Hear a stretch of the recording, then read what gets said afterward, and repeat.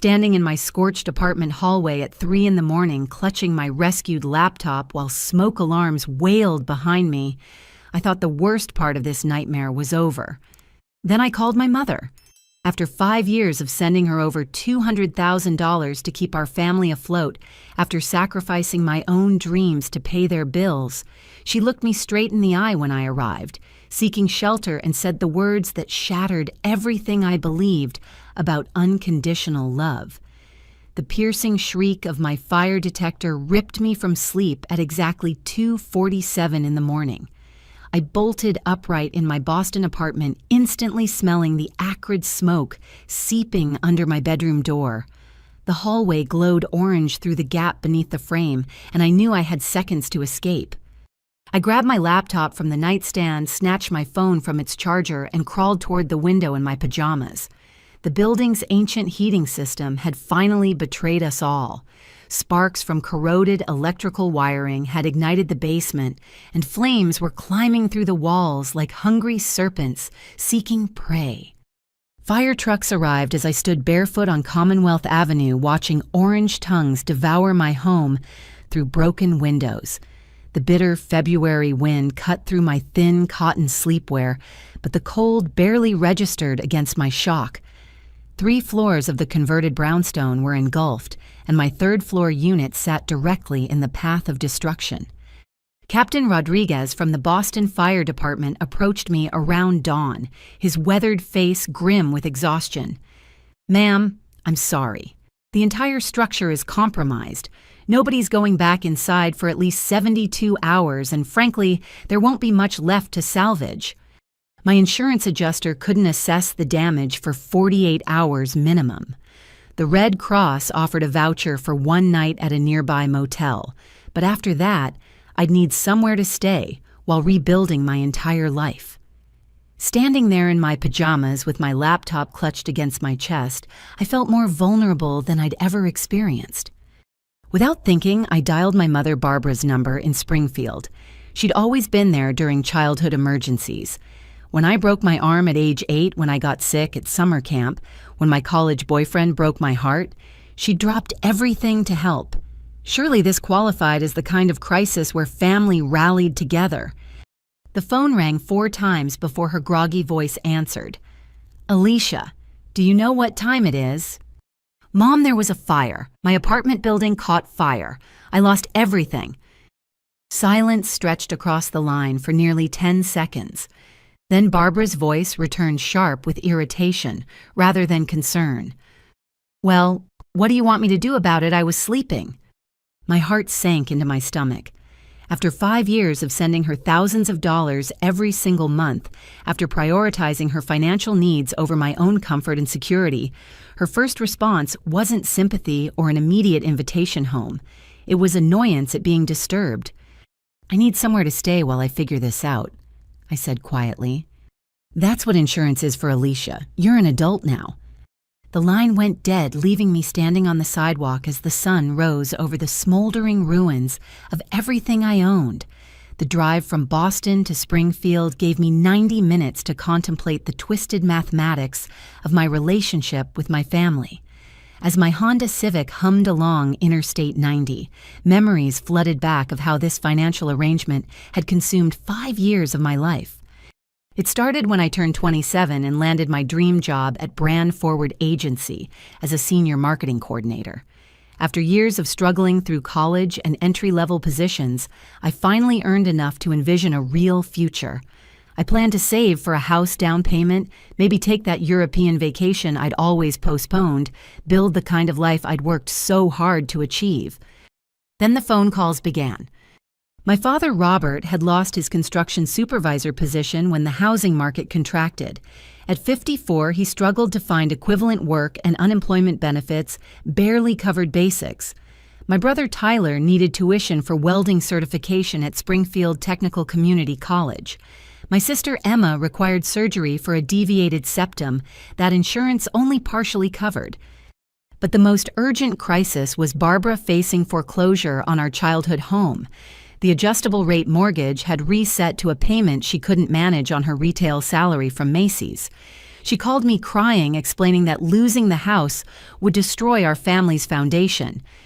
"I know you're doing well now," she'd said through tears. "Could you maybe help out temporarily just until Dad finds work again?" Temporarily. That word echoed in my mind as I merged onto the Massachusetts Turnpike. I started with $2,000 monthly to cover their mortgage shortfall. Within 6 months, Tyler's school expenses pushed my contribution to $2,500. Emma's surgery complications required additional procedures, bumping my monthly support to $3,000. Every time I considered reducing the amount, another emergency materialized. Dad's truck needed transmission repair to maintain his job search. Barbara required dental work that couldn't wait. Tyler's certification program extended longer than expected. Emma faced unexpected complications requiring physical therapy. Each crisis felt legitimate, each request reasonable in isolation. But the cumulative impact devastated my personal finances. I canceled my planned vacation to Ireland, explaining to disappointed friends that work was too busy.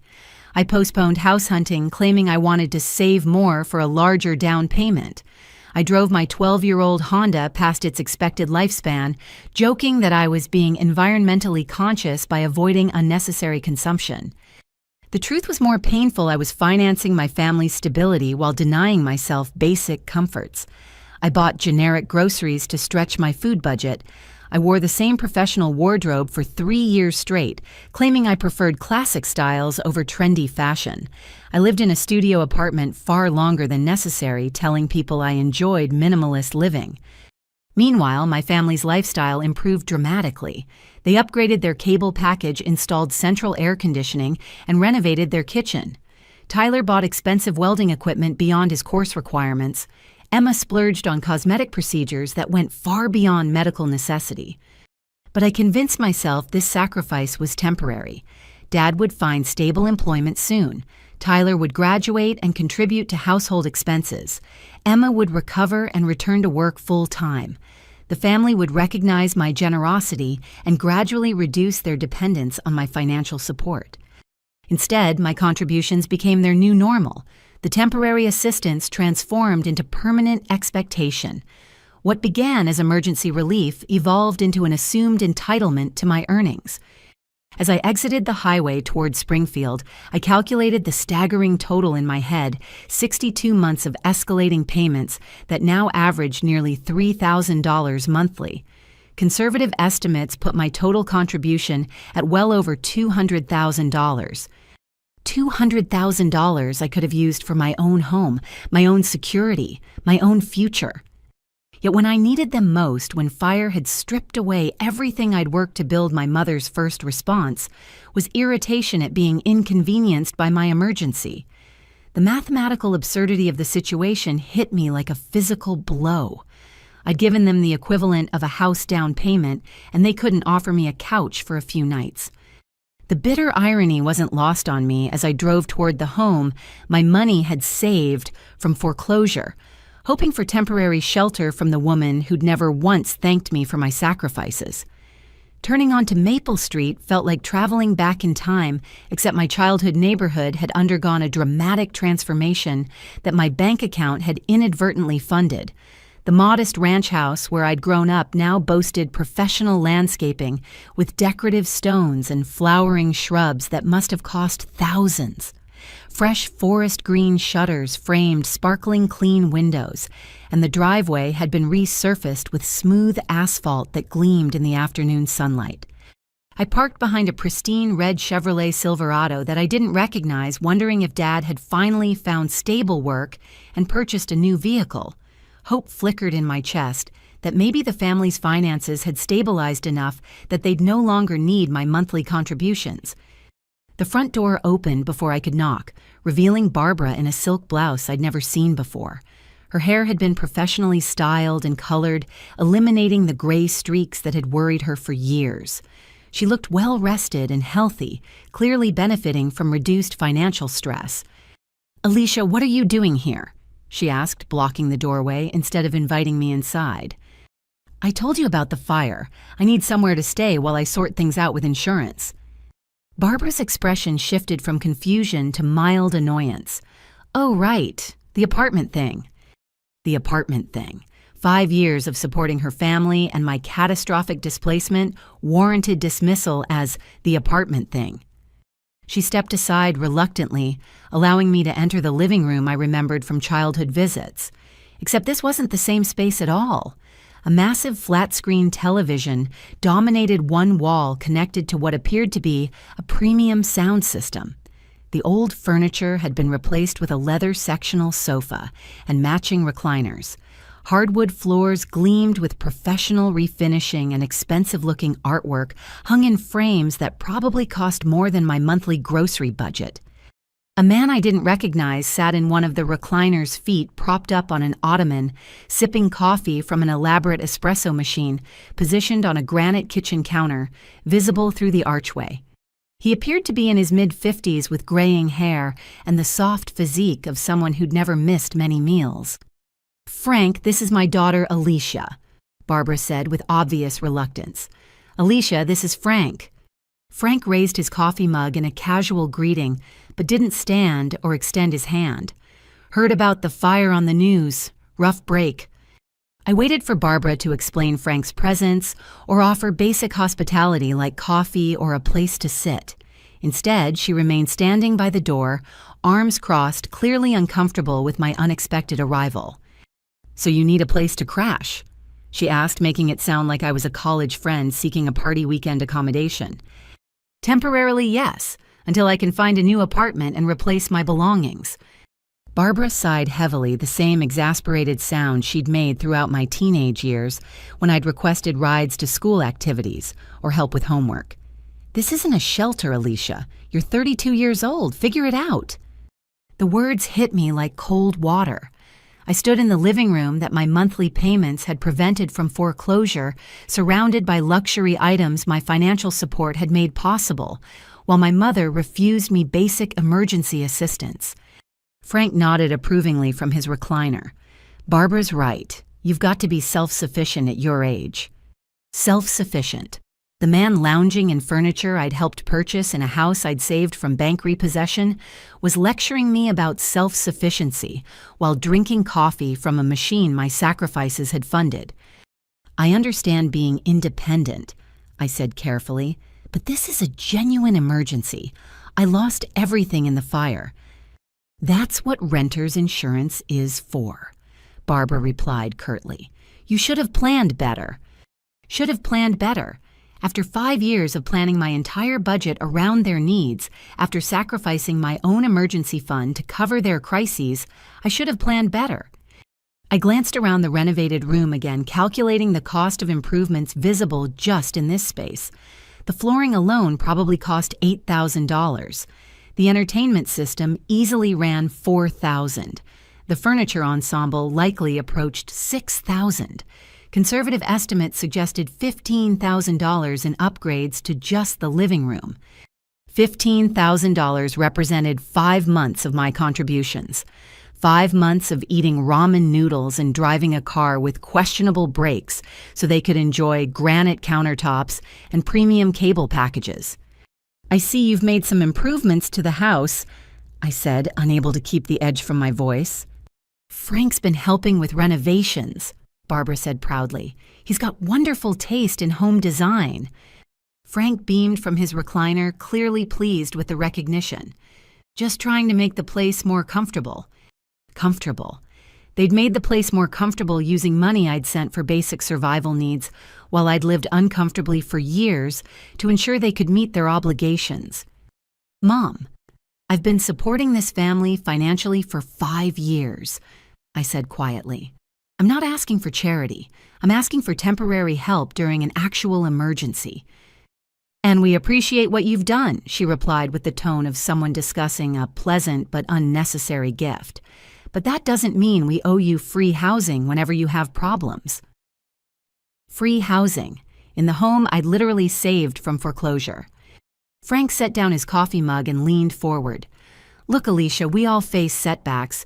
The key is handling them independently instead of running home to mommy." Running home to mommy. After 5 years of running to my bank account every month, they considered my emergency request inappropriate dependence. I stood there for several more minutes waiting for Barbara to reconsider or invite me to stay even one night on the couch. Instead, she moved toward the front door, clearly indicating that my visit should conclude. "You'll figure something out," she said with forced optimism. "You're a smart girl."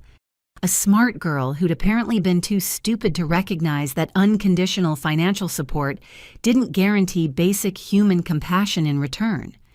I walked back to my car without another word, leaving behind the family I'd sacrificed everything to support, and the mother who'd just taught me that love apparently came with very specific conditions. I sat in the parking lot of a Dunkin' Donuts on Boston Road, staring at my phone screen, while the afternoon sun streamed through my windshield. The familiar logo of my banking app felt like a gateway to painful truth as I opened it to confront the mathematical reality of my relationship with my family. Transaction by transaction, I scrolled through 5 years of electronic transfers that told the story of my financial sacrifice in brutal detail. Each entry represented a choice I'd made to prioritize their needs over my own comfort, security, and future. March 15, 2019, initial transfer of $2,000 to Barbara Chen for mortgage assistance. I remembered that day clearly because it coincided with my promotion to senior marketing coordinator. My salary increase had felt like destiny providing exactly what my family needed during their crisis. April through December of that first year, $24,000 in steady monthly payments, plus additional transfers for Tyler's textbooks, Emma's medical co-pays, and Robert's job search expenses. By Christmas, I'd sent $28,000 while convincing myself it was temporary assistance during a difficult period. Year 2 had brought escalating requests as their comfort with my support grew. Monthly payments increased to $2,500 to cover rising household costs. Emergency transfers became routine car repairs, medical bills, home maintenance, and various family crises that always seemed to require immediate financial solutions. Tyler's trade school expenses expanded beyond tuition to include specialized tools, safety equipment, and certification fees that weren't covered by his initial enrollment. Emma's medical needs grew from essential surgery to optional cosmetic procedures that she claimed would improve her job prospects and self-confidence. By year 3, my monthly contribution had reached $3,000, consuming nearly 60% of my take-home income.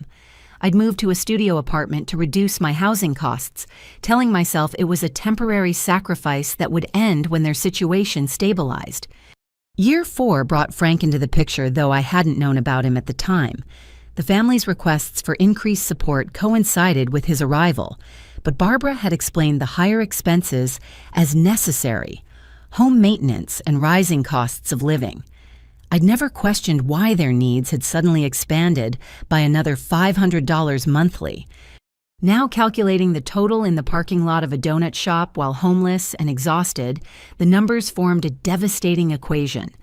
Over 62 months, I'd transferred approximately $3,400 monthly on average, accounting for gradual increases and periodic emergency payments. $214,000. The figure stared back at me from my phone screen like an accusation.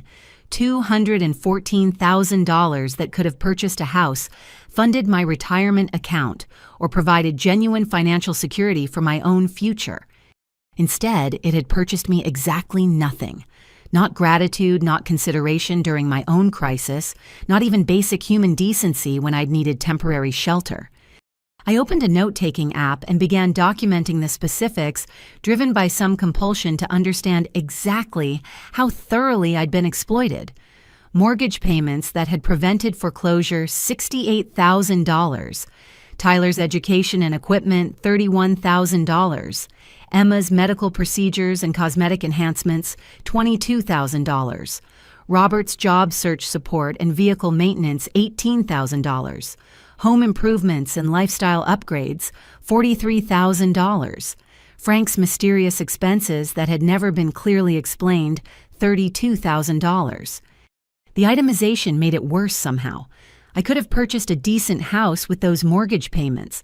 I could have funded my own graduate education instead of Tyler's trade certification.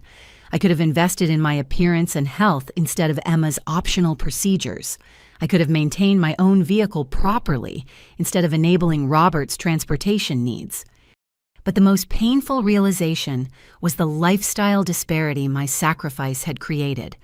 While I'd lived on generic groceries, worn the same professional wardrobe for years, and driven an increasingly unreliable car, my family had enjoyed steady improvement in their quality of life.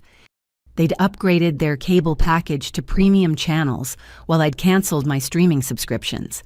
They'd installed central air conditioning, while I'd sweltered through summer months with a single window unit. They'd renovated their kitchen, while I'd eaten meals prepared on a hot plate in my studio apartment. Every comfort I'd denied myself had somehow transformed into comfort for them. Every sacrifice I'd made to stretch my budget had enabled them to expand theirs.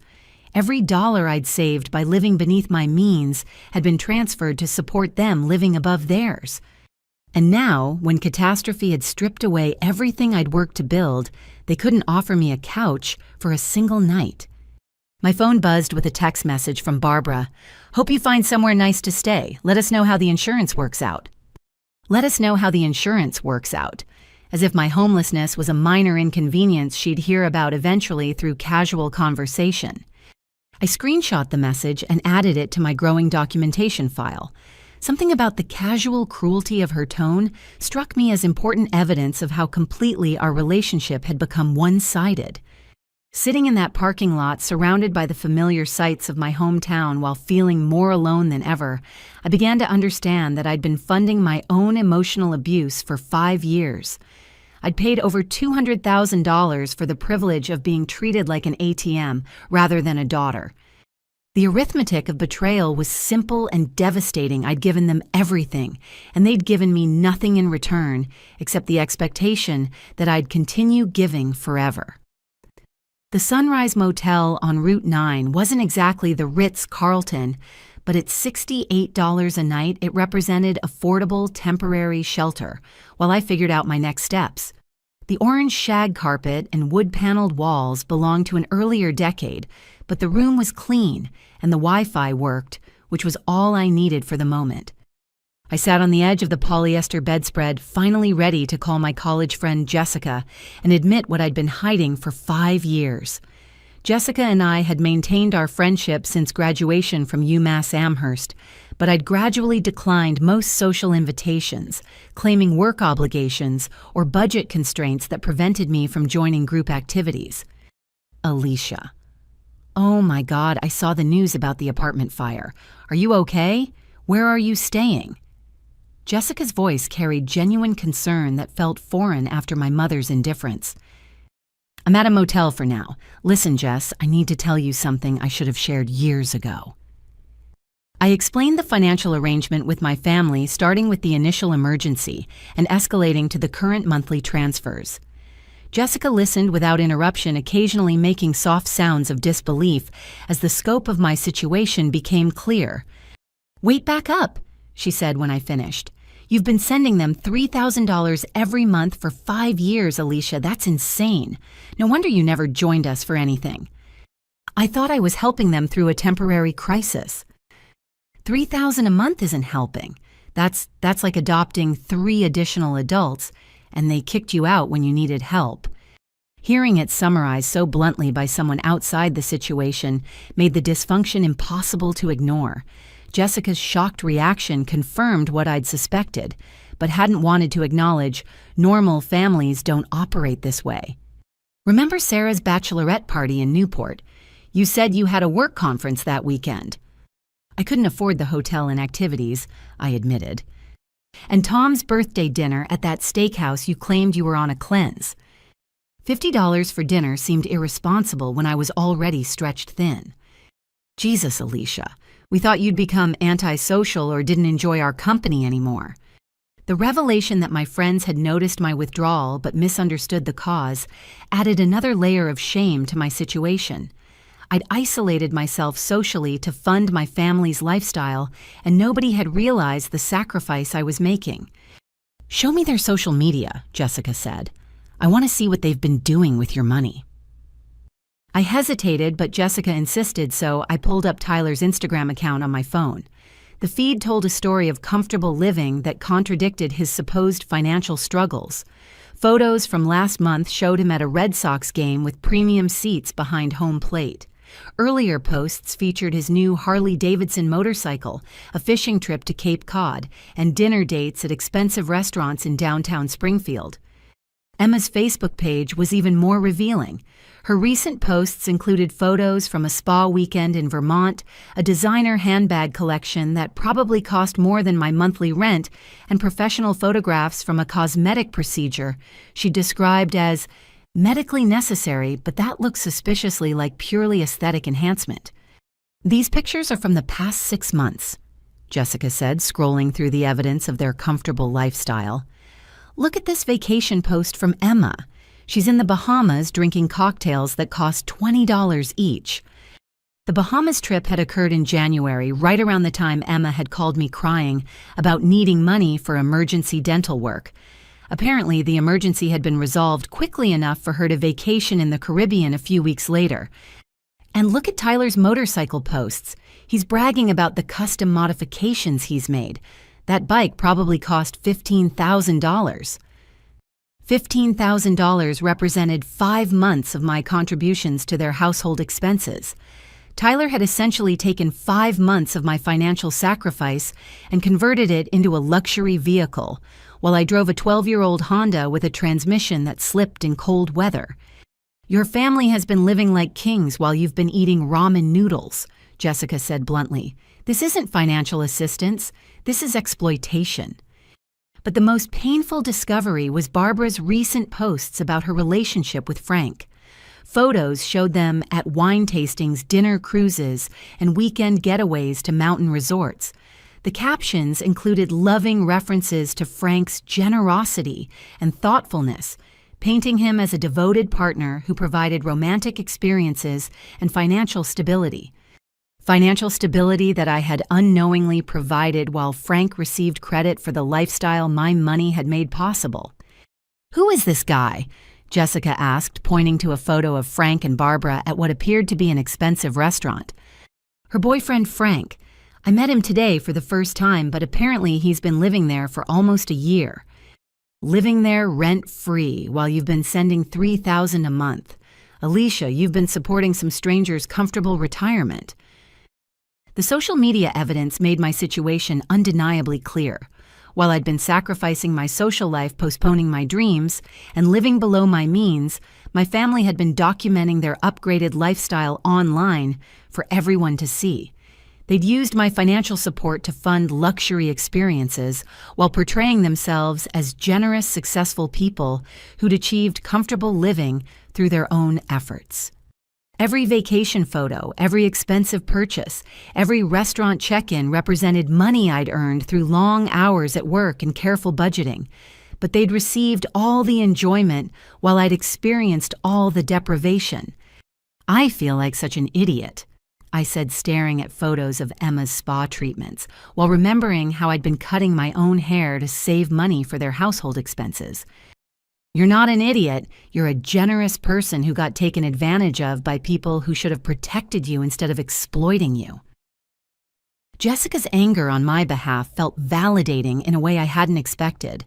For 5 years, I doubted my own feelings about the unfairness of the situation, telling myself that family sacrifice was normal and that I was being selfish to want anything for myself. But seeing their comfortable lifestyle documented online while I sat in a motel room after being denied emergency shelter made the exploitation impossible to rationalize anymore. I'd been funding their happiness while denying my own, and they'd been perfectly content to let that arrangement continue indefinitely. My phone buzzed at 6:45 the next morning, jolting me from restless sleep on the motel's lumpy mattress. The text message from Barbara appeared on my lock screen like a cruel joke after yesterday's rejection. "Emma needs $1,200 for dental cleaning and whitening. Transfer today." I stared at the message in disbelief. Less than 24 hours after refusing me emergency shelter, my mother was back to making financial demands as if nothing had happened between us. The casual entitlement in her tone suggested she viewed our interaction yesterday as a minor disagreement that shouldn't interfere with my ongoing obligation to fund the family's expenses.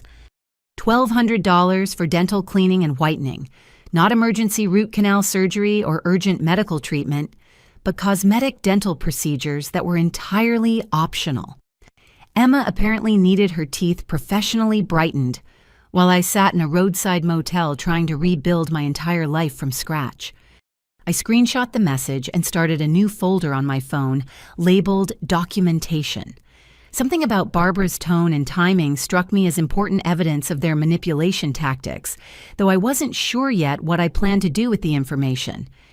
The more I thought about their communication patterns over the years, the more I recognized the sophisticated psychological manipulation they'd employed to maintain my financial compliance. Every request followed the same formula: urgent timing, emotional appeals and consequences that would impact the entire family if I didn't respond immediately. Tyler needs tuition money by Friday or he'll lose his spot in the welding program. Emma's surgery can't wait any longer, or her deviated septum will cause permanent breathing problems. Dad's truck repair has to be done this week, or he won't be able to look for work. The mortgage payment is due tomorrow, and the bank will start foreclosure proceedings if we're late again. Each crisis had felt legitimate in isolation, each deadline genuinely urgent, each consequence too serious to risk by delaying my response. But viewed collectively, their requests revealed a pattern of manufactured urgency designed to prevent me from questioning the necessity or appropriateness of their demands. They'd learned exactly which emotional buttons to press to ensure my compliance.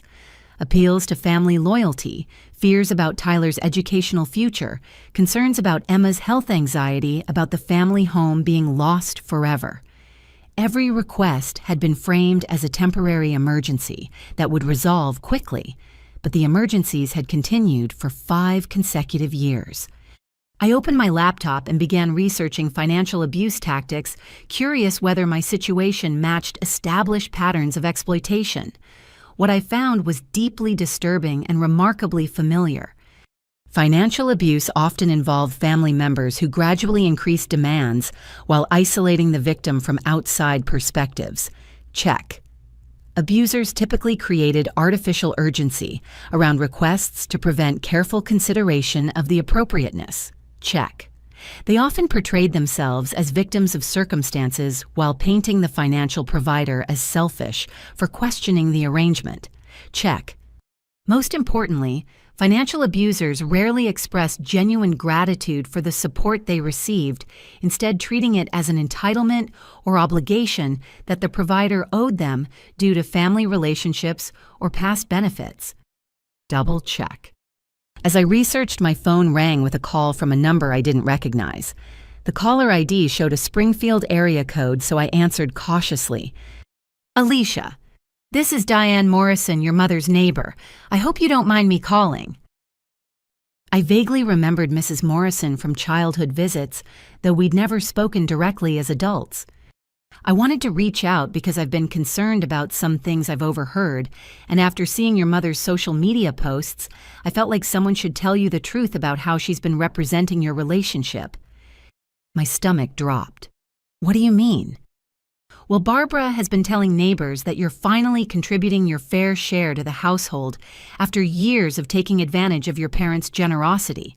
She's been saying that you lived at home through college without paying rent, and that supporting the family now is just you paying back what you owe them for raising you. The manipulation was even more sophisticated than I'd realized. Barbara hadn't just been exploiting me financially. She'd been managing my reputation in the community to ensure that nobody would question the appropriateness of our arrangement. She's also been bragging about Frank's business investments and how he's been helping improve the property value of the house. But everyone knows Frank hasn't worked steadily in years.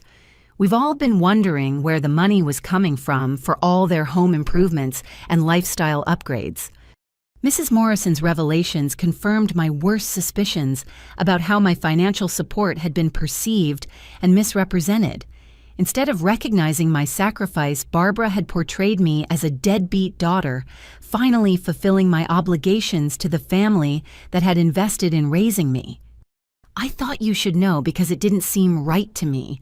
I raised 4 children and none of them owe me anything for the privilege of being born." After hanging up with Mrs. Morrison, I felt a strange combination of validation and fury. Validation because an outside observer had recognized the inappropriateness of my situation. Fury because Barbara's manipulation had extended far beyond our private family dynamic to include community reputation management designed to maintain her victim narrative. She'd spent 5 years casting herself as the struggling single mother whose ungrateful daughter had finally stepped up to help, while simultaneously living off my earnings and enjoying Frank's companionship.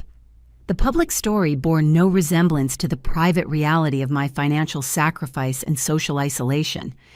But most importantly, Mrs. Morrison's call had revealed that their current comfortable lifestyle was entirely dependent on my continued financial support.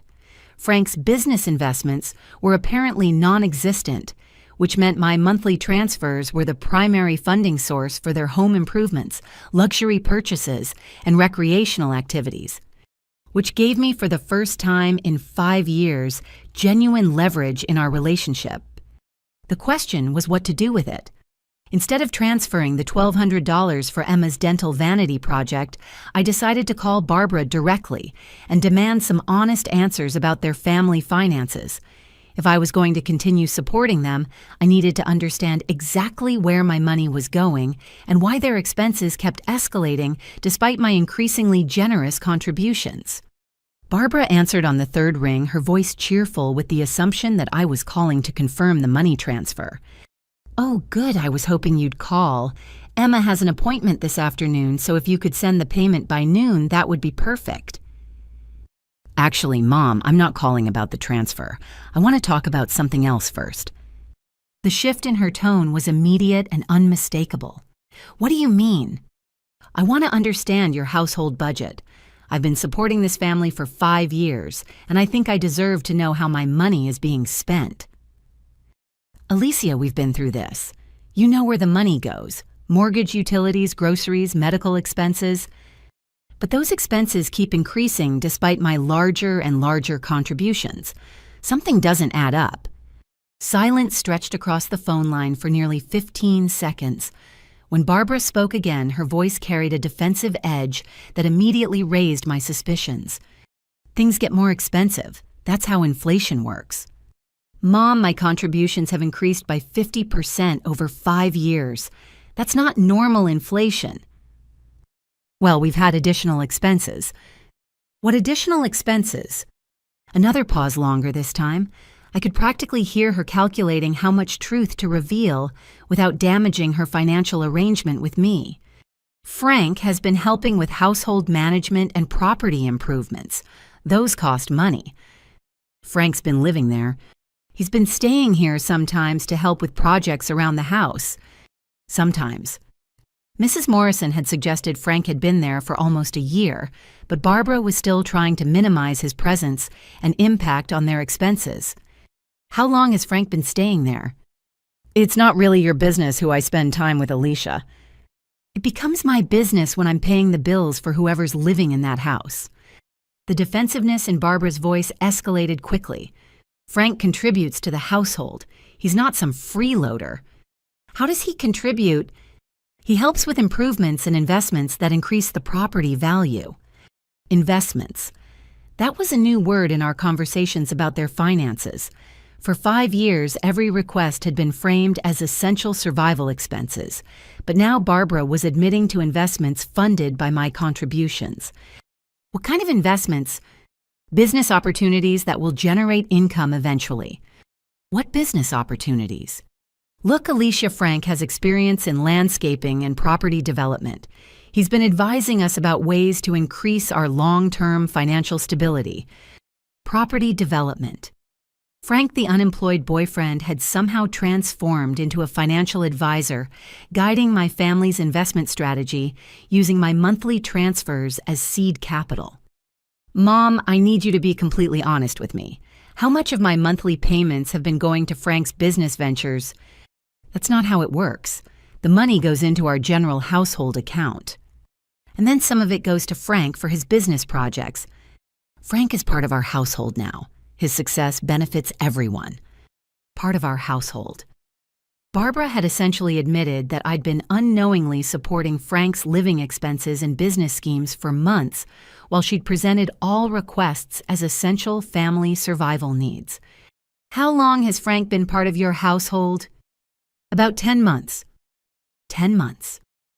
I quickly calculated the timeline and realized that my monthly contribution increases had coincided almost exactly with Frank's arrival.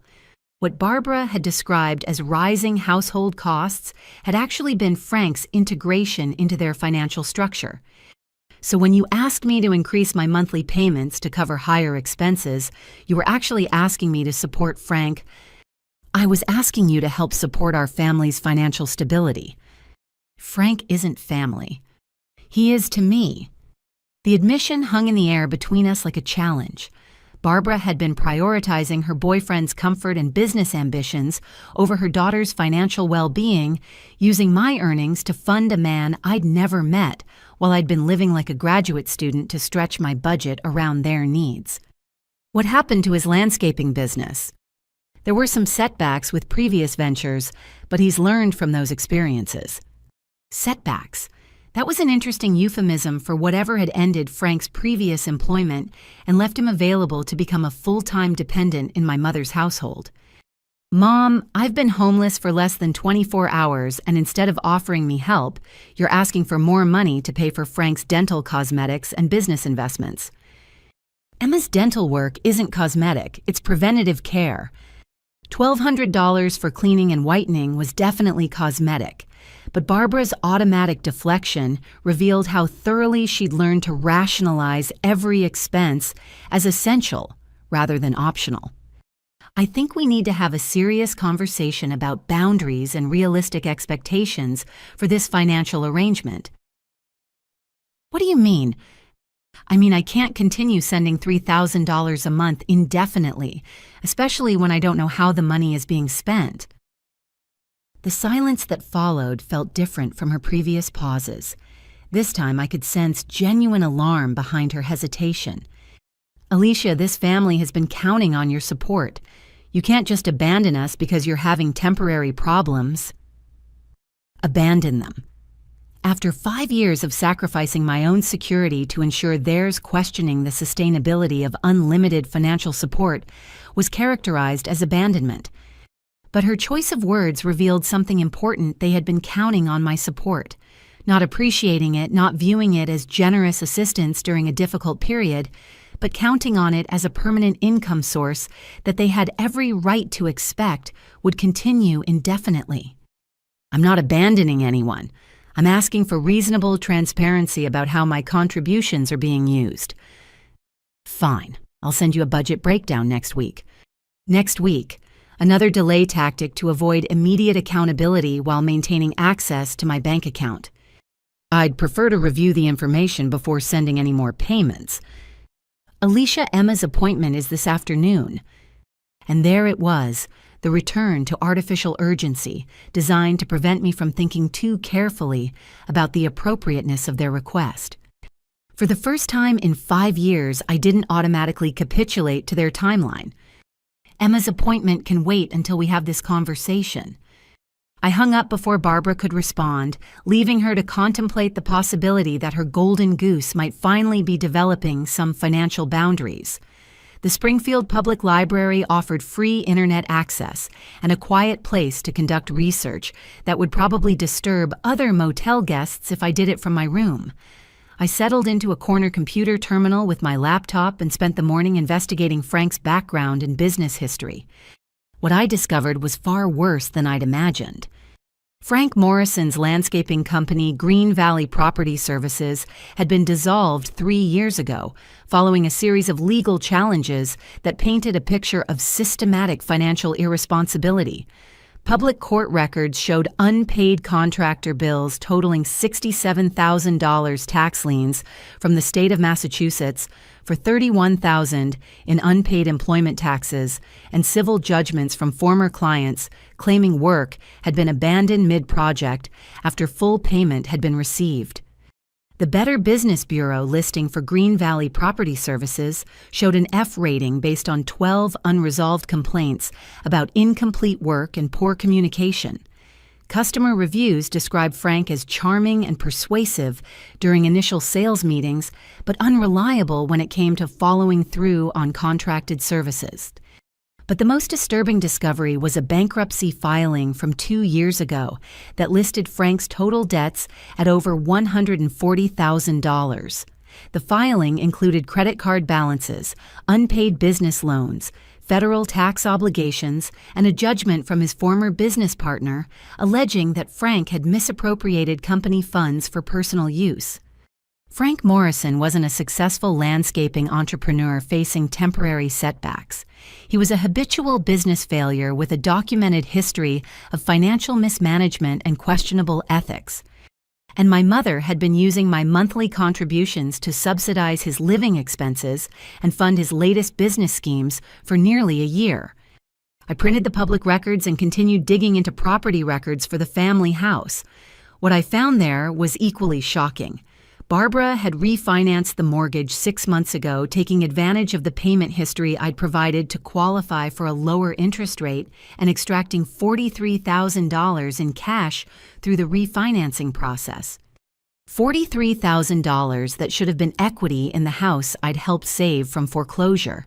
Instead, it had been converted to cash that could be spent on Frank's investment opportunities or lifestyle upgrades without my knowledge or consent.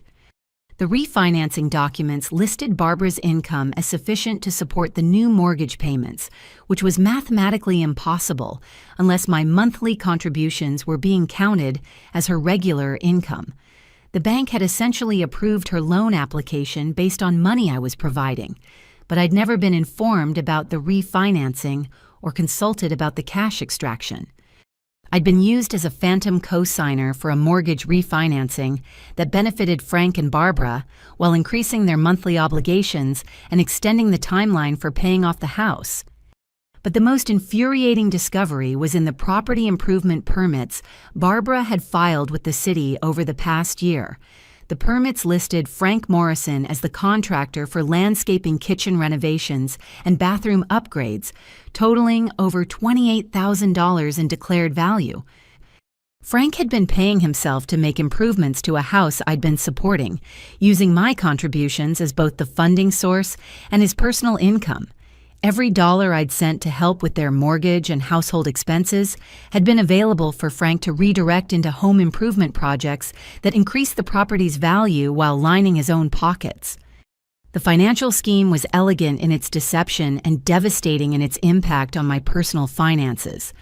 I'd been unknowingly funding Frank's income, housing, and business ventures while he'd received credit for generous contributions to the household and property improvements. Meanwhile, I'd been living in a studio apartment with a hot plate and a 15-year-old car while convinced that I was helping my family survive financial hardship. I called Jessica from the library parking lot and explained what I'd discovered. Her response was immediate and uncompromising. "Alicia, this isn't family financial assistance. This is organized fraud. They've been running a con game on you for almost a year." I don't think my mom understood the full scope of what Frank was doing. "Your mother refinanced the house using your income and didn't tell you. She knows exactly what's happening." Jessica's blunt assessment forced me to confront the possibility that Barbara hadn't been manipulated by Frank's schemes, but had been an active participant in exploiting my financial generosity. The refinancing required careful planning and documentation that would have made Barbara fully aware of how my contributions were being used to qualify for the loan. "You need to cut them off immediately," Jessica continued. And you should probably consult a lawyer about whether you have any recourse for recovering the money they extracted through that refinancing. A lawyer. The idea of legal action against my own family felt surreal, but the documentation I'd gathered suggested that my relationship with them had crossed the line from family support into financial exploitation that might warrant legal intervention. I can't afford a lawyer right now. I'm living in a motel and trying to rebuild everything after the fire. Then start with documentation. Print everything you can find and create a comprehensive record of where your money went. If you decide to take action later, you'll need evidence. I spent the rest of the afternoon printing documents and creating a timeline that showed how Frank's arrival had coincided with increased requests for money, how the refinancing had converted my support into extractable equity, and how Frank had systematically positioned himself to benefit financially from my relationship with my family. The paper trail revealed a level of financial manipulation that went far beyond taking advantage of a generous daughter's willingness to help during hard times. This was a systematic extraction of my income to fund someone else's lifestyle and failed business ventures. But the most painful realization was that Barbara had knowingly participated in the deception. The refinancing documents, permit applications, and budget increases all required her active involvement and approval. She hadn't been an innocent victim of Frank's manipulation. She'd been his partner in exploiting my financial support, which meant that for nearly a year I'd been sending money to people who viewed me as a resource to be managed rather than a daughter to be appreciated. The question now was what to do with that knowledge and whether I had the courage to act on it. My phone rang at 8:30 that evening while I was eating takeout Chinese food in my motel room and reviewing the financial documents I'd printed. Tyler's name appeared on the caller ID, which was unusual since he typically communicated through Barbara rather than calling me directly. "Hey, Alicia, Mom told me about the apartment fire. That really sucks." His tone carried what sounded like genuine sympathy, and for a moment I hoped that at least one family member might offer practical support or emotional understanding about my situation. "Thanks, Tyler. It's been a difficult couple of days." "I bet. Listen, I hate to bring this up when you're dealing with all that, but I have a situation that can't really wait." A situation that can't wait. The familiar phrase triggered immediate suspicion about Tyler's motivations for calling, but I tried to give him the benefit of the doubt. "What's going on?" "So you know I'm finishing my welding certification next month, right? Well, there's this graduation ceremony where they present the certificates and introduce us to potential employers from around the region." "That sounds great." "It is, but here's the thing. There's a fee for participating in the ceremony, and if I don't pay it by Friday, I lose my slot and miss the networking opportunities. It could really impact my job prospects."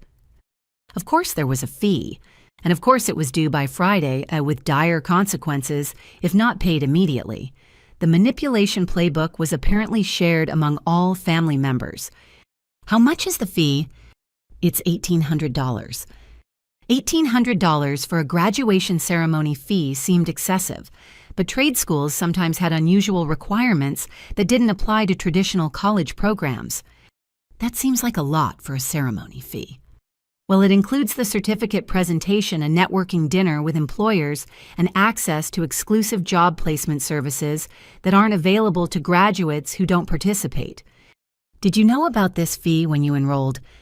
A pause that lasted just long enough to suggest Tyler hadn't expected that question. "It was mentioned in some of the paperwork, but I thought I'd be able to cover it with savings by the time it came up." "What happened to your savings?" "Well, you know, living expenses have been higher than expected, and I had some unexpected costs with my bike maintenance." Bike maintenance. Tyler's expensive motorcycle required maintenance that had apparently consumed the money he should have been saving for graduation ceremony fees. "Tyler, I've been supporting the household for 5 years. Where has that money been going if not toward covering your educational expenses?" "I don't know, Alicia. I don't handle the household budget. I just know that this ceremony fee is something I need to cover myself, and I'm short right now."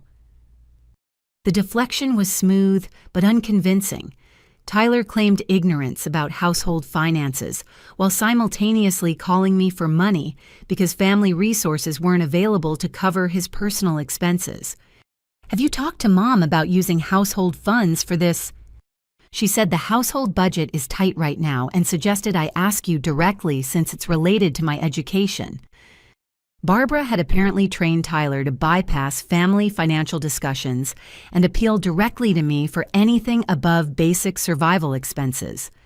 The graduation ceremony fee was being framed as my personal responsibility rather than a family educational investment. "Tyler, I'm homeless right now. My insurance only covers a fraction of what I lost in the fire. This might not be the best time to ask me for $1,800. I get that you're stressed, but this deadline isn't flexible. If I miss this ceremony, it could affect my whole career trajectory." The guilt trip was expertly applied. Tyler's entire professional future hung in the balance, and my temporary housing problems were being minimized as manageable stress rather than a genuine crisis requiring family support. Before I could respond, I heard another voice in the background, and Tyler's tone changed slightly. "Actually, Emma wants to talk to you about something too. Alicia." Emma's voice came through the phone with the slightly breathless quality she used when excited about something. "I'm so sorry about your apartment. That must be really scary." It was terrifying. I can't even imagine. But listen, since I have you on the phone, I wanted to ask about something time-sensitive. Time-sensitive. Every conversation with my family involved time-sensitive requests that couldn't wait for more convenient moments or family discussions. "What is it, Emma?" "I have this amazing job interview next week for a marketing position at a really prestigious firm downtown. It could be exactly the career break I've been waiting for." "That's exciting." "It is, but here's the challenge. I need a complete professional wardrobe because the interview process involves meeting with multiple executives over 2 days, and I can't wear the same outfit twice." "How much would that cost?" "I found everything I need at Nordstrom, and with the shoes and accessories it comes to about $1,400, but it's really an investment in my future earning potential." $1,400 for interview clothes seemed excessive, especially for someone who'd been unemployed or underemployed for most of the time I'd been supporting the family. "Emma, that's a lot of money for interview outfits." "I know it seems expensive, but this is a senior-level position that could pay $60,000 a year. The investment would pay for itself within the first month if I get the job." The logic was superficially reasonable, but something about Emma's tone suggested she was reading from a script rather than speaking spontaneously about her career concerns. "When is the interview?" "Next Thursday and Friday." "And you need the clothes by when?" "Well, I'd like to get them this weekend so I have time to get them tailored properly." "This weekend." Both Tyler and Emma had called with urgent financial requests that required immediate payment despite my current crisis and explicitly stated inability to help. "Let me understand this correctly," I said slowly. "I told you both that I'm homeless and dealing with insurance problems, and you're asking me to send you over $3,000 for graduation fees and interview clothes." "It's not like we're asking for vacation money," Tyler said defensively. "These are investments in our futures. And your futures are more important than my current emergency situation." "That's not what we're saying," Emma replied. "But your situation is temporary and these opportunities have specific deadlines." Temporary. My homelessness was temporary and therefore less important than their wardrobe and ceremony needs. "Have either of you offered to help me with anything? A place to stay? Help moving my belongings, assistance, dealing with insurance?" Silence stretched across the phone line for several seconds. "We would if we could," Tyler finally said, "but we don't really have resources to help with that kind of thing." "You don't have resources to help, but you expect me to have resources to fund your expenses." "That's different," Emma said. "You have a good job and savings." "I had savings. Now I have nothing except what insurance will cover, and that's not going to be enough." "Look, Alicia," Tyler said, his tone becoming more demanding. "We understand you're stressed, but we've all got our own challenges. These aren't luxury requests. These are necessities for our career advancement. And my housing isn't a necessity. You'll figure out the housing thing, Emma said dismissively. You always do. But if Tyler misses this ceremony or I blow this interview because I don't have proper clothes, those opportunities won't come around again. The casual dismissal of my crisis, while demanding immediate financial support for their optional expenses, revealed how thoroughly my family had learned to prioritize their wants over my needs. I'm not sending any money right now, I said firmly. Are you serious? Tyler's voice rose with anger. You're going to sabotage our futures because you're having temporary problems. I'm not sabotaging anything. I'm dealing with an actual emergency. This is really selfish, Alicia, Emma added. We're family. We're supposed to support each other. After 5 years of one-way financial support and being denied emergency shelter, Emma was lecturing me about mutual family support. I hung up without another word, leaving them to contemplate the possibility that their personal ATM might finally be developing some boundaries. The insurance adjuster arrived at my destroyed apartment building Tuesday morning with a clipboard and an expression that suggested I wasn't going to like what he had to tell me. Robert Chen from Northeastern Mutual Insurance spent 45 minutes documenting the damage while I stood in the hallway breathing through a surgical mask to filter the lingering smoke particles. Ms. Thompson, I've completed my preliminary assessment, and I need to explain some limitations in your coverage that will affect your settlement. My heart sank as he opened his folder and pulled out a document with highlighted sections that looked ominous. Your renter's policy includes a standard electrical fire exclusion clause for buildings constructed before 1970. This building dates to 1958, which means the electrical fire coverage is significantly reduced. What does that mean in practical terms? Instead of the $25,000 in personal property coverage, you thought you had the applicable coverage for this type of loss is $12,000. $12,000. I'd been counting on full coverage to help me rebuild my life, purchase new furniture, replace my clothes, and cover temporary housing costs while I searched for a new apartment.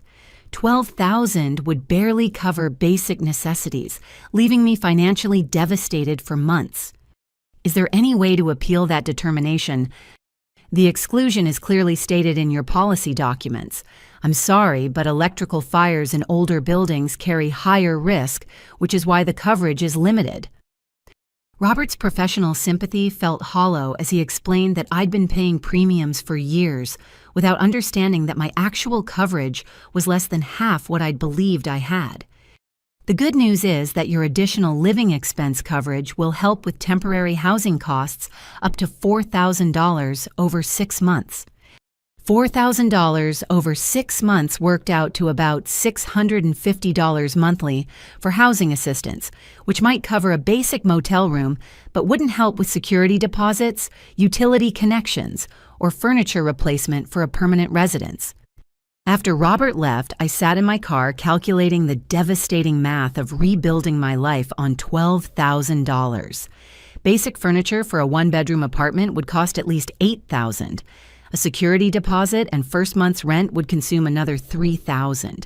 That left me with $1,000 for clothes, kitchen supplies, bedding, and all the small necessities that make an apartment livable. Meanwhile, my family was demanding $3,000 for Tyler's graduation ceremony and Emma's interview wardrobe.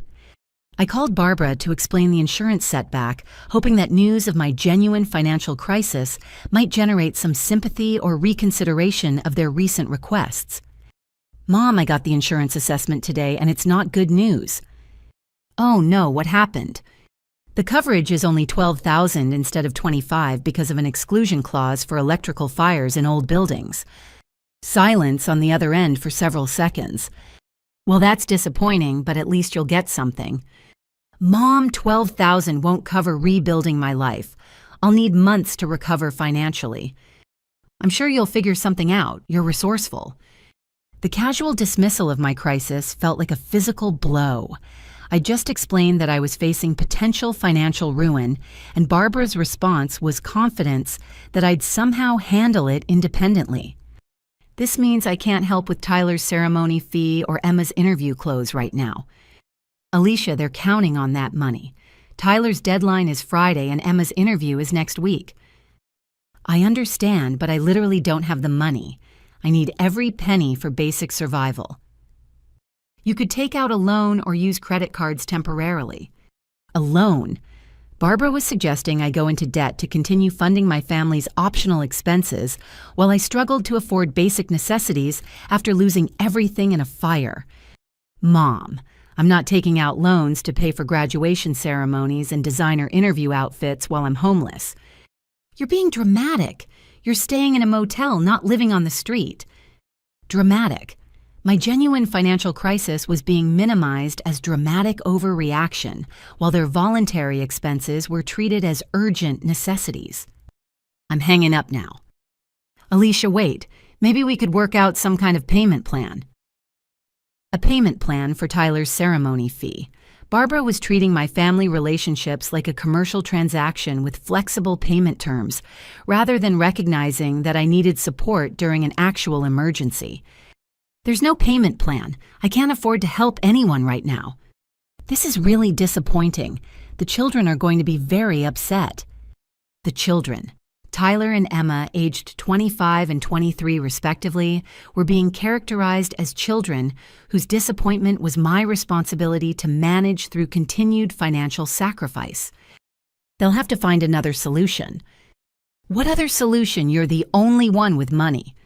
I was the only one with money because I'd been sending them my money for 5 years while living below my means. But Barbara's phrasing revealed how thoroughly she'd come to view my income as a family resource rather than my personal earnings. Maybe Frank could help with Tyler's ceremony fee. Frank doesn't have that kind of money available right now. Of course, Frank didn't have money available. Frank's business ventures had been funded by my contributions, and without my continued payments, his investment capital had apparently evaporated. Then maybe you could use some of the money from the refinancing. The line went quiet for nearly 15 seconds. How do you know about the refinancing? I've been doing some research about our family's financial situation. That's really none of your business, Alicia. It becomes my business when my income was used to qualify for the loan. The refinancing was handled properly through appropriate channels. Appropriate channels that hadn't included informing or consulting the daughter whose income had made the refinancing possible. Where did the cash from the refinancing go?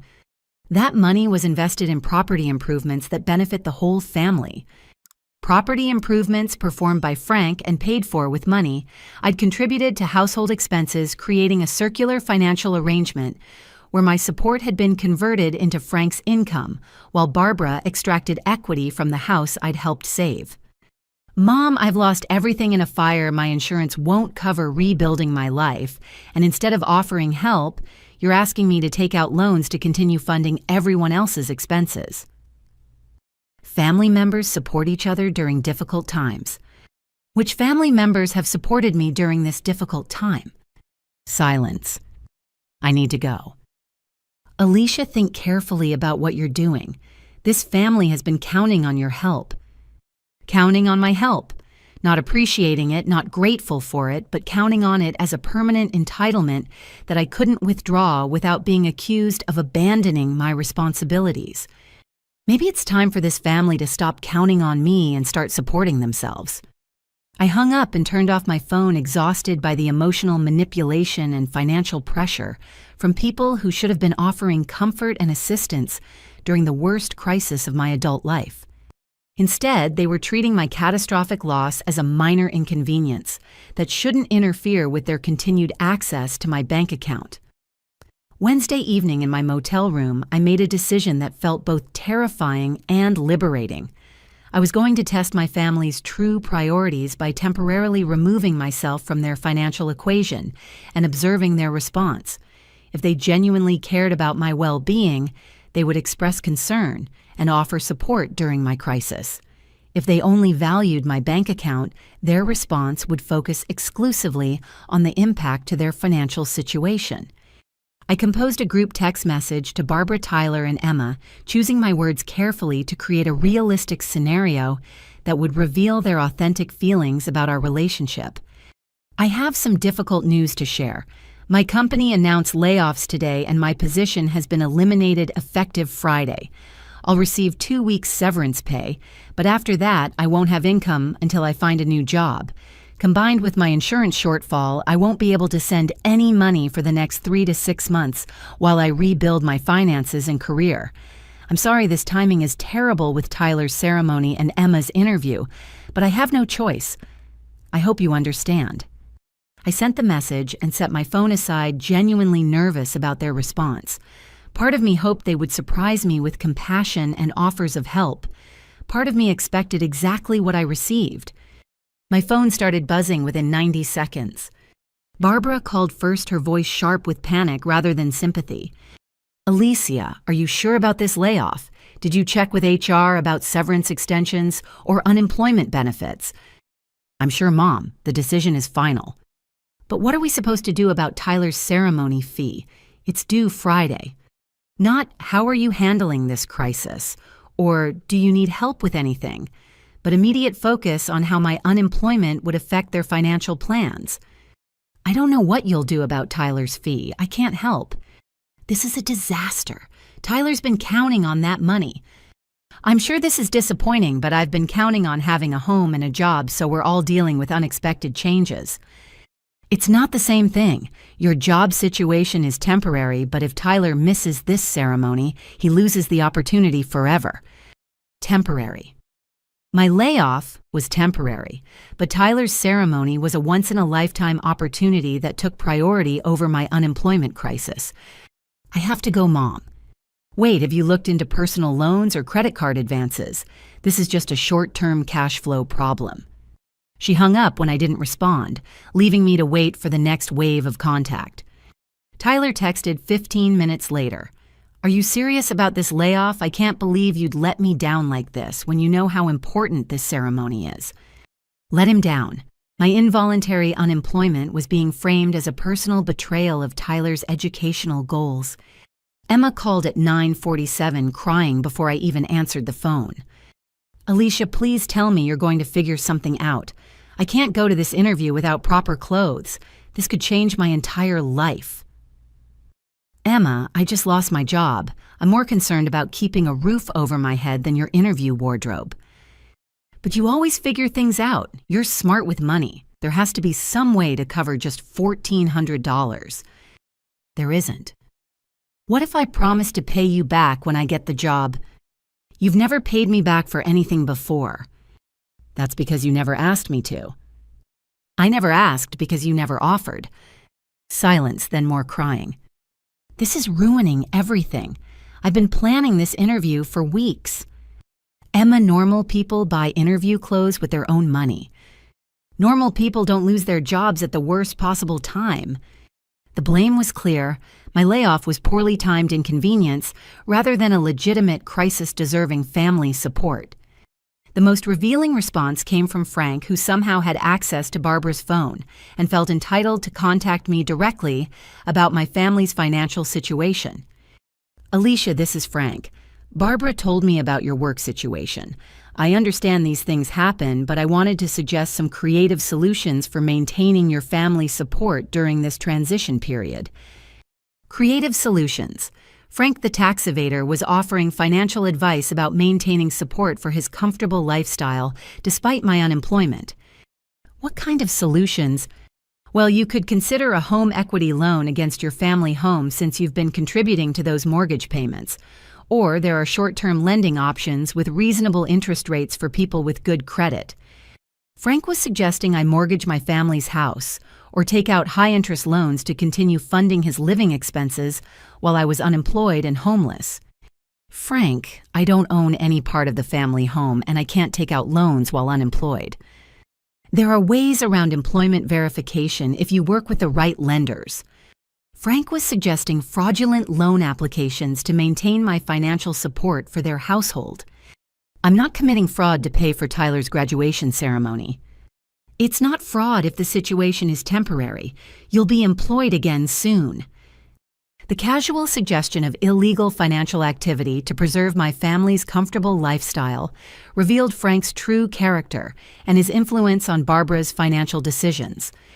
But the most important revelation was that in over 2 hours of phone calls, text messages, and voicemails, not one family member had expressed concern about my well-being, offered practical assistance, or acknowledged that I might need support during this crisis.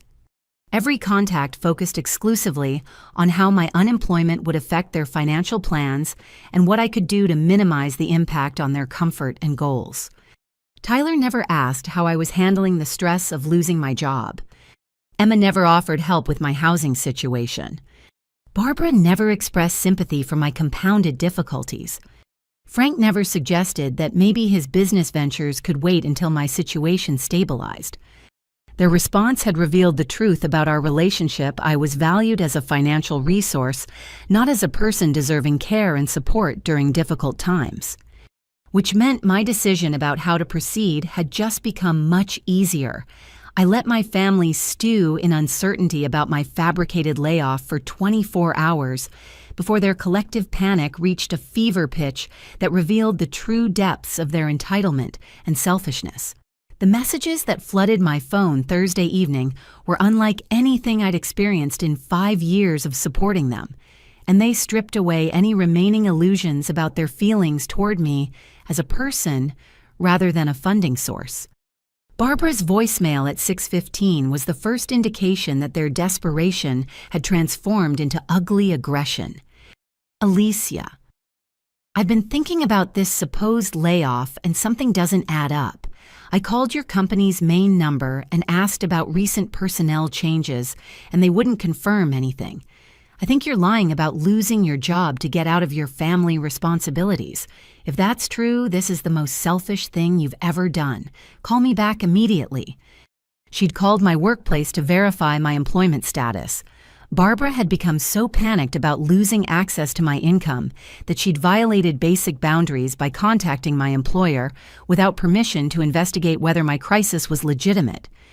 Tyler's text message at 7:32 escalated the accusations further. Mom thinks you're lying about the layoff to avoid paying for my ceremony. If that's true, you're sabotaging my entire career because you don't want to spend money on family. That's really messed up, Alicia. They'd constructed a conspiracy theory where my unemployment was a fabricated excuse to avoid family expenses, rather than a genuine crisis requiring their support and understanding. Emma's voicemail at 8:45 was tearful but vindictive. I can't believe you'd make up a story about losing your job just to get out of helping with my interview clothes. Do you know how important this opportunity is? You're being incredibly selfish and manipulative. This is going to ruin my chances at a real career. But the most revealing message came from Frank at 9:15, speaking with the authority of someone who'd apparently appointed himself family spokesman. Alicia, this is Frank. Barbara's very upset about your sudden employment problems, especially since they're so conveniently timed with family financial needs. I think we need to have an honest conversation about responsibility and commitment. I've been doing some research about your options for maintaining family support, even if you are experiencing temporary income disruption. There are definitely solutions available if you're willing to prioritize family over personal convenience. Frank was positioning himself as the reasonable adult addressing my selfish refusal to prioritize family needs over personal convenience, treating my homelessness and unemployment as minor inconveniences that shouldn't interfere with his comfortable lifestyle. I also think you should know that your family's financial stability depends on the support you've been providing. If you suddenly withdraw that support without adequate notice or alternative arrangements, you could cause serious hardship for people who've been counting on your contributions. Frank was threatening me with guilt about causing hardship to people who'd been counting on my money while offering no concern about the hardship I was experiencing. The most manipulative message arrived at 10:03 from Tyler, clearly coordinated with the others to maximize emotional pressure. Alicia, I need you to understand what you're doing to our family. Mom is crying every night because she doesn't know how she's going to cover the mortgage without your help. Dad is talking about taking manual labor jobs that could hurt his back permanently.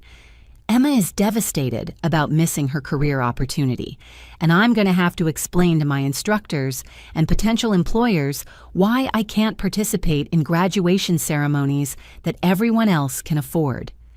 The message was designed to make me feel responsible for every family member's distress, while painting my inability to continue unlimited financial support as the cause of their various problems. If you really lost your job, we understand that's difficult. But family members find ways to help each other during tough times instead of just cutting everyone off.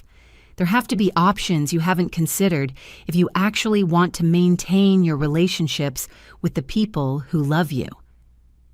The conditional phrasing was particularly cruel. They loved me if I maintained financial support, but apparently that love was contingent on my continued payments rather than based on genuine care about my well-being. The final message arrived at 11:27 from Barbara, and its tone was unlike anything she'd ever directed toward me. Alicia, I've spent the day thinking about your attitude and behavior over the past week, and I'm ashamed of the person you've become. When we needed help, you were there, and we appreciated that. But the minute you face some temporary problems, you abandon your family and refuse to make sacrifices for the people who raised you and supported you through college. Barbara was rewriting history to suggest that my family had supported me through college, when in fact I'd worked multiple jobs and taken out student loans to pay for my education, while they contributed nothing to my expenses. You're acting like a spoiled child who thinks the world owes her something instead of recognizing that adult responsibilities include helping family members during their times of need. Tyler's graduation ceremony isn't optional luxury spending. It's an investment in his future that could affect his earning potential for decades. Emma's interview clothes aren't vanity purchases. They're professional necessities that could determine whether she escapes minimum wage employment. Every family expense was reframed as essential investment, while my actual crisis was characterized as temporary inconvenience that shouldn't affect my obligations to them. If you've really decided to prioritize yourself over your family, then I guess we know what kind of person you actually are. But don't expect us to welcome you back when your problems are solved and you want to be part of this family again. The ultimate threat: emotional exile if I didn't resume financial support immediately. We'll remember how you treated us when we needed you most. As I read through the collection of messages, voicemails, and text threads they'd sent, over 48 hours, the pattern was unmistakable. Not once had anyone expressed genuine concern about my well-being. Not once had anyone offered practical assistance or emotional support. Not once had anyone acknowledged that losing my job and my home simultaneously might require family rallying to help me rather than demanding that I continue helping them. Instead, they'd accused me of lying, threatened me with emotional exile, and demanded that I prioritize their optional expenses over my basic survival needs. Their venomous response to my fabricated crisis had revealed their true feelings more clearly than years of polite conversation ever could have. I was done enabling their exploitation. Friday morning, I sat in the Motel Business Center with my laptop and composed the most important email of my adult life. After 5 years of enabling financial abuse through excessive generosity, I was finally ready to establish boundaries and demand accountability from people who'd taken my support for granted, while treating me with casual cruelty during my darkest hour. The email needed to be comprehensive, factual, and unambiguous. I wanted to document the extent of my financial sacrifice, expose the manipulation tactics they'd used to maintain my compliance, and make clear that their behavior during my crisis had permanently altered our relationship. Subject ending: financial support, documentation, and explanation. Dear family, I'm writing to inform you that I will no longer provide financial support to any family member effective immediately. This decision is final and non-negotiable, and I want to explain the reasoning behind it so there can be no confusion about my motivations or expectations going forward. First, I need to correct some misinformation that has been circulating about my contributions to this family's finances over the past 5 years. I've sent detailed records to extended family members so they can understand the actual scope of my support, rather than the misleading narrative that has been shared with them. Between April 2019 and March 2024, I transferred exactly $214,650 to support family expenses. This money covered mortgage payments that prevented foreclosure, educational expenses, medical bills, vehicle repairs, home improvements, and various personal expenses for family members. During this same period, I lived in a studio apartment, drove a 15-year-old car, wore the same professional wardrobe for 3 years, canceled vacation plans, postponed home ownership, and declined social activities to stretch my budget around family financial obligations. I learned this week that approximately 1/3 of my contributions over the past year have been used to support Barbara's boyfriend, Frank Morrison, who has been living in the family home while contributing nothing to household expenses. Mr. Morrison has a documented history of business failures, unpaid taxes, and bankruptcy, yet he has been using my financial support to fund new business ventures while receiving credit for property improvements to a house I helped save from foreclosure. I also discovered that Barbara refinanced the family home 6 months ago and extracted $43,000 in cash equity, using my payment history to qualify for the loan without informing me or seeking my consent. This refinancing increased the family's debt obligations while converting my support into cash that could be spent on projects and investments that primarily benefited Mr. Morrison. When my apartment building caught fire Sunday night and I lost everything I owned, I expected basic family support during this crisis. Instead, I was refused emergency shelter and told this isn't a shelter by the woman whose mortgage I'd been paying for 3 years. I was then asked to continue sending money for optional family expenses while I was homeless and dealing with inadequate insurance coverage.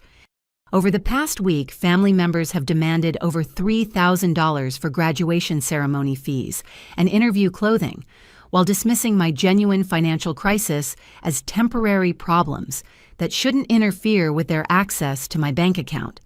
When I explained that I couldn't afford to help while rebuilding my life after the fire, I was accused of being selfish and abandoning my family responsibilities. The response to my fabricated layoff story revealed the true nature of our relationships.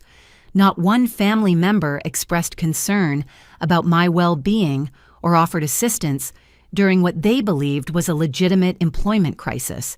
Instead, every contact focused on how my unemployment would affect their financial plans and what I could do to maintain their access to my income through loans or credit arrangements.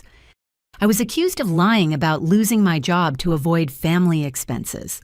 Barbara called my workplace to verify my employment status without my permission.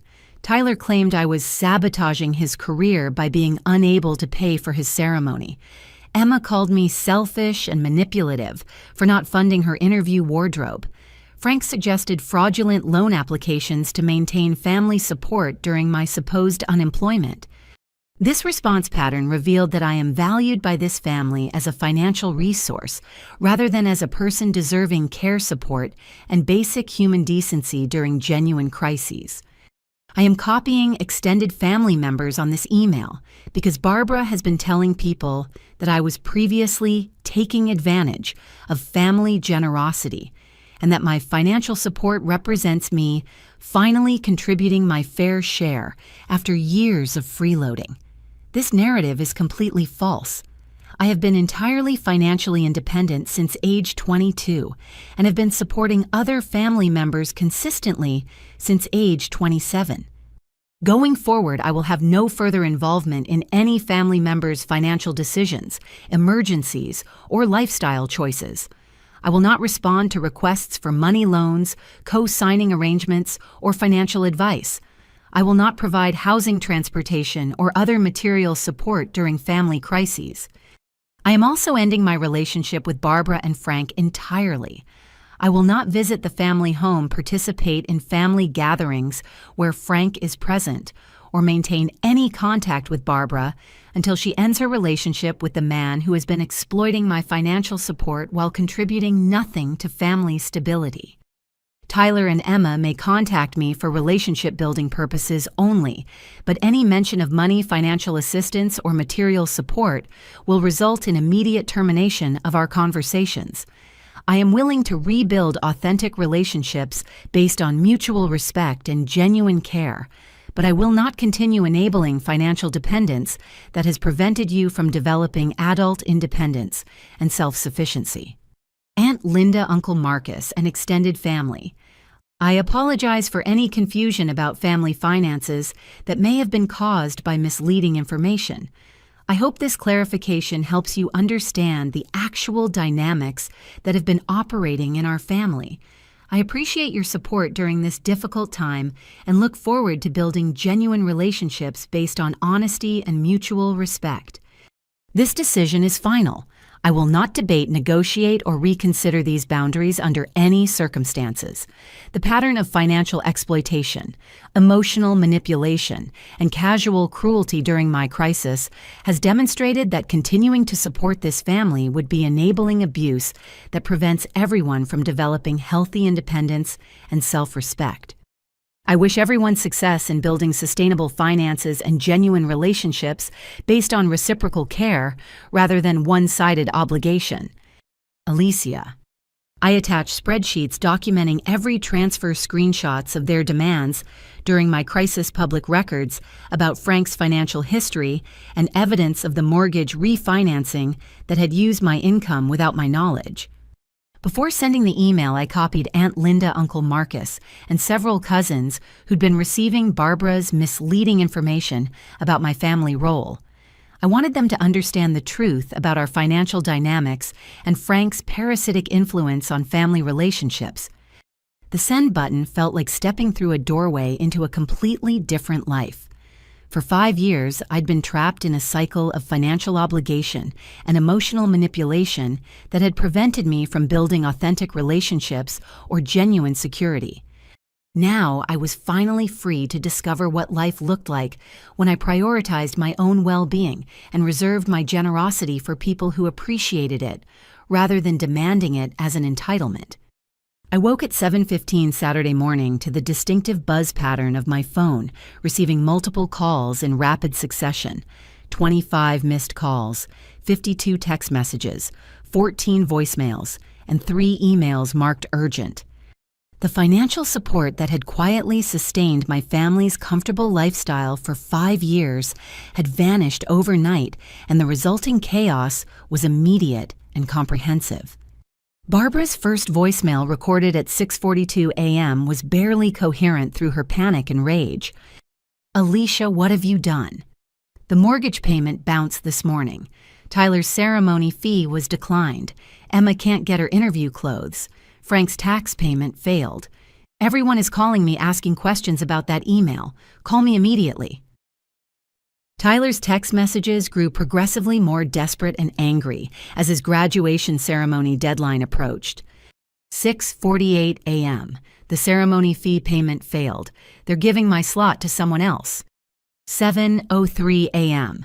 This is destroying my career before it even starts. How could you do this to me? 7:16 a.m. Mom is crying and Dad looks like he might have a heart attack. Are you happy now? Emma's voicemails detailed the collapse of her carefully planned interview strategy. "Alicia, my interview is Monday and I have nothing professional to wear. The Nordstrom payment was declined and now my credit card is maxed out. This job could have changed my entire life. You've ruined everything."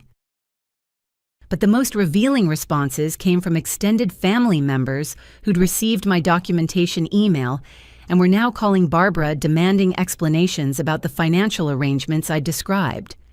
Aunt Linda left a voicemail that was simultaneously supportive of me and furious with Barbara. "Honey, I just read your email and I'm horrified by how your mother has been treating you. I had no idea you'd been supporting them financially. Barbara has been telling everyone that she was struggling to help you get back on your feet. I'm so sorry we didn't know what was really happening. Uncle Marcus called twice once to offer me genuine support and once to express his anger about Barbara's deception. Alicia, if you need somewhere to stay while you rebuild after the fire, we have a guest room that's yours as long as you need it. I'm also calling to tell you that I'm disgusted by what I learned about Frank's role in this situation. Your aunt and I want to help you however we can. The offer of family support based on genuine care rather than financial obligation felt foreign after years of one-sided relationships with Barbara Tyler and Emma. Meanwhile, the practical consequences of ending my support were cascading through their household faster than they'd apparently anticipated. Frank's panicked text messages revealed how thoroughly his comfortable lifestyle had depended on my unknowing subsidies. Alicia, I think there's been a misunderstanding about my situation. I've been contributing to household expenses through property improvements and maintenance work. Maybe we could discuss a gradual transition that wouldn't disrupt everyone's stability so suddenly. Property improvements and maintenance work that had been funded by my contributions and performed on a house I'd helped save from foreclosure, generating income for Frank while increasing equity for Barbara. I understand you're upset about not being informed about certain financial arrangements, but cutting off all support without warning is causing serious hardship for people who were counting on your assistance. Serious hardship for people who'd been counting on my assistance while denying me basic help during my own crisis. But the most dramatic response came from Barbara herself, who called at 11:30 with a voice that alternated between rage and panic. Alicia, what you've done is evil, and pure evil. You've destroyed this family over a temporary disagreement about housing arrangements. Housing arrangements. My homelessness after a fire was being characterized as a minor disagreement rather than a genuine emergency that had revealed their true priorities. Tyler lost his graduation ceremony slot, and now potential employers will think he didn't complete his certification properly. Emma missed her interview because she couldn't afford appropriate clothes. Frank's business payments failed and he might lose important contracts. Every consequence was being attributed to my decision to stop enabling their financial dependence rather than their failure to plan for sustainable independence. And now the whole family knows private business that wasn't anyone else's concern. Linda and Marcus are lecturing me about family values and asking questions about Frank's background that are none of their business. Private business that had involved spending my money on Frank's failed ventures while portraying me as a previously irresponsible daughter who was finally contributing to family expenses. I hope you're satisfied with destroying everything we built together. Everything we built together. Barbara was claiming shared credit for a lifestyle that I had funded entirely through my own sacrifice and labor. But the most unexpected development was the professional opportunities that emerged from my LinkedIn post about financial family abuse, which I'd written as a way to process my emotions, but that had resonated with far more people than I'd anticipated. 3 different companies reached out with job opportunities after reading my post about establishing boundaries with manipulative family members. Apparently, my experience with financial exploitation had demonstrated qualities that employers valued: careful financial management, strong personal boundaries, and the courage to make difficult decisions when circumstances required change. TechFlow Solutions offered me a senior marketing position with 30% higher salary than my previous job. Innovate Boston invited me to interview for a director-level role that included stock options and a signing bonus. Creative Dynamics wanted to discuss a consulting arrangement that would provide flexibility while I rebuilt my personal life. The professional recognition felt validating in a way that my family's demands for financial support never had. These companies valued my skills, experience, and character rather than my bank account, and they were offering opportunities for growth rather than expectations for unlimited sacrifice. By evening, the contrast between my family's panicked demands and the genuine support from extended family and professional contacts was stark and illuminating. Barbara, Tyler, Emma, and Frank viewed me as a resource to be managed and maintained for their benefit. They were angry that I'd withdrawn access to my income and devastated that their comfortable lifestyle faced disruption. Aunt Linda, Uncle Marcus, and their children offered guest rooms, emotional support, and assistance rebuilding my life without expecting anything in return. The companies contacting me were offering opportunities for mutual benefit based on my professional value rather than my willingness to be exploited. The chaos unleashed by ending my financial support had revealed not only how dependent my family had become on my subsidies, but also how many people were willing to provide genuine help when they understood my situation honestly. For the first time in 5 years, I was surrounded by relationships based on mutual respect rather than one-sided obligation. 9 months after walking away from my family's financial exploitation, I stood in the living room of my beautiful one-bedroom apartment in Cambridge looking out at the Charles River, while sipping coffee from my own espresso machine. The contrast with my previous life felt almost surreal, but every day confirmed that prioritizing my own well-being had opened space for genuine happiness and authentic relationships. The senior marketing position at TechFlow Solutions had exceeded every expectation I'd had about professional growth and personal fulfillment. My salary had increased by 45%, but more importantly, I was working with colleagues who valued my ideas and respected my boundaries. The company culture encouraged work-life balance rather than demanding unlimited sacrifice, and my supervisor had become a genuine mentor rather than someone who took my contributions for granted. With my increased income and the absence of family financial obligations, I'd been able to save 6 months of emergency expenses, furnish my apartment with quality pieces I'd actually chosen myself, and build the kind of life I dreamed about during those years of eating generic groceries to afford Tyler's education and Emma's cosmetic procedures. But the most meaningful change was the relationships I developed with people who genuinely cared about my well-being. Aunt Linda had become the family connection I'd always hoped to have with Barbara, offering emotional support and practical wisdom without ever making demands or expecting financial compensation for her care. Uncle Marcus and his family included me in holidays and celebrations because they enjoyed my company, not because they needed my financial assistance. Their teenage children, my cousins Sarah and David, looked up to me as an example of independence and self-respect, rather than viewing me as a source of funding for their activities. Jessica and I had rebuilt our friendship on a foundation of honesty, rather than the careful budget management that had previously prevented me from participating in group activities. She'd been incredibly supportive during my transition to independence, and our relationship was now stronger than it had ever been during my years of financial obligation to family. I'd even started dating someone I'd met through work, a software developer named Andrew, who appreciated my financial independence and strong boundaries rather than seeing them as obstacles to overcome. Our relationship was built on mutual respect and genuine compatibility rather than need or obligation. The consequences for my former family had been swift and comprehensive, but ultimately healthy for everyone involved. Barbara had lost the house to foreclosure proceedings that began 4 months after my support ended.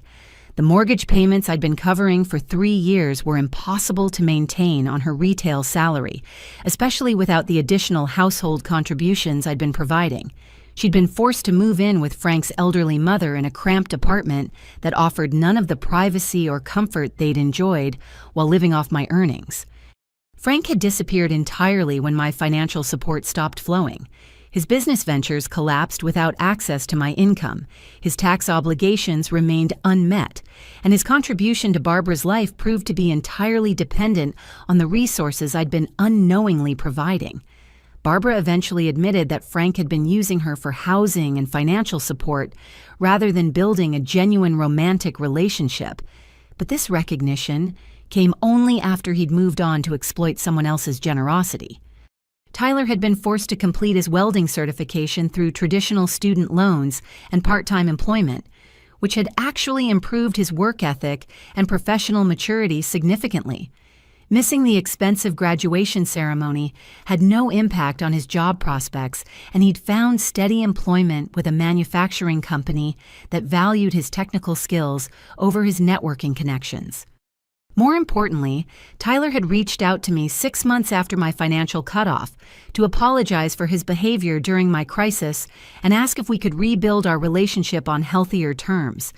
He'd recognized that depending on my financial support had prevented him from developing genuine independence and self-confidence, and he was grateful that ending my subsidies had forced him to grow up properly. "I never realized how much pressure I was putting on you," he'd said during our first coffee meeting in almost a year.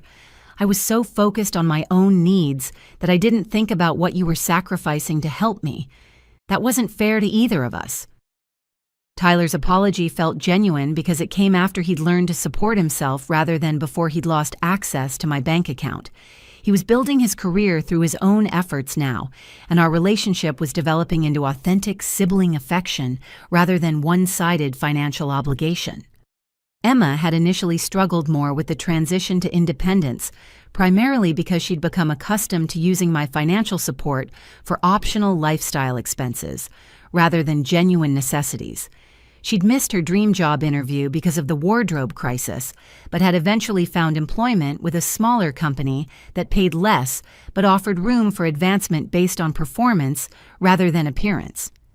Emma had not yet apologized for her behavior during my crisis, and she continued to blame me for ruining her opportunities rather than accepting responsibility for her financial dependence.